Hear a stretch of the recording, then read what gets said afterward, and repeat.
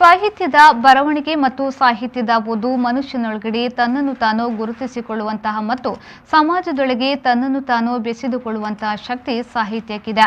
ಸಾಹಿತ್ಯ ಎನ್ನುವುದು ಜೀವನದ ಅನುಭವಗಳ ದ್ರವ್ಯ ಎಂದು ಗಣಪತಿ ಪದವಿ ಪೂರ್ವ ಕಾಲೇಜಿನ ವಿಶ್ರಾಂತ ಪ್ರಾಂಶುಪಾಲೆ ಚಂದ್ರಕಲಾ ನಂದಾವರ ಹೇಳಿದರು.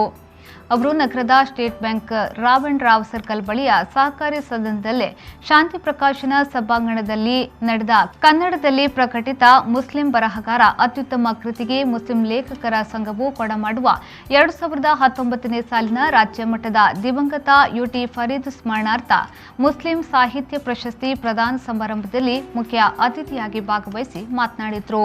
ದಿವಂಗತ ಮುಮ್ತಾಜ್ ಬೇಗಂ ರವರ ಕೃತಿ ಸ್ವಾತಂತ್ರ್ಯದ ಕಹಳೆಗೆ ಬಂದ ಪ್ರಶಸ್ತಿಯನ್ನ ಅವರ ಮಗ ಜಹೀರ್ ಅಹಮದ್ ಸ್ವೀಕರಿಸಿ ಮಾತನಾಡಿದರು. ತೀರ್ಪುಗಾರರಾಗಿ ಸಹಕರಿಸಿದ ಅಬ್ದುಲ್ ರಜಾಕ್ ಅನಂತಾಡಿ ಹಾಗೂ ಅಬ್ದುಲ್ ರೆಹಮಾನ್ ಕುತೆತೂರ್ ಅವರಿಗೆ ಸ್ಮರಣಿಕೆಯನ್ನ ನೀಡಿ ಗೌರವಿಸಲಾಯಿತು. ಹಿರಿಯ ಕವಿ ಮೊಹಮ್ಮದ್ ಬಡ್ಡೂರ್ ಅವರ ನೇತೃತ್ವದಲ್ಲಿ ಬಹುಭಾಷಾ ಕವಿಗೋಷ್ಠಿ ನಡೆಯಿತು. ಕವಿಗೋಷ್ಠಿಯಲ್ಲಿ ಪ್ರಶಾಂತಿ ಶೆಟ್ಟಿ ಇರ್ವೈಲು, ರೇಮಂಡ್ ಡಿಕುನ್ನಾ, ಸಿಹಾನಾ ಬಿಎಂ ಕವನ ಮಂಡಿಸಿದ್ರು. ಮುಸ್ಲಿಂ ಲೇಖಕರ ಸಂಘದ ಜೊತೆ ಕಾರ್ಯದರ್ಶಿ ಎಕೆ ಕುಕಿಲ ಪ್ರಾಸ್ತಾವಿಕವಾಗಿ ಮಾತನಾಡಿದರು. ಕಾರ್ಯಕ್ರಮದ ಅಧ್ಯಕ್ಷತೆಯನ್ನ ವಹಿಸಿದ ಮುಸ್ಲಿಂ ಲೇಖಕರ ಸಂಘದ ಅಧ್ಯಕ್ಷ ಉಮರ್ ಯುಎಚ್ ಮಾತನಾಡಿದರು. ಸಲೀಂ ಬೋಳಂಗಡಿ ಸ್ತುತಿಗೀತೆ ಹಾಡಿದ್ರು. ಅಲಿಕುഞ്ഞിಪಾರೆ ಧನ್ಯವಾದ ಗೈದ್ರು. ಸಂಘದ ಪ್ರಧಾನ ಕಾರ್ಯದರ್ಶಿ ಬಿಎ ಮೊಹಮ್ಮದ್ ಅಲಿ ನಿರೂಪಿಸಿದ್ರು.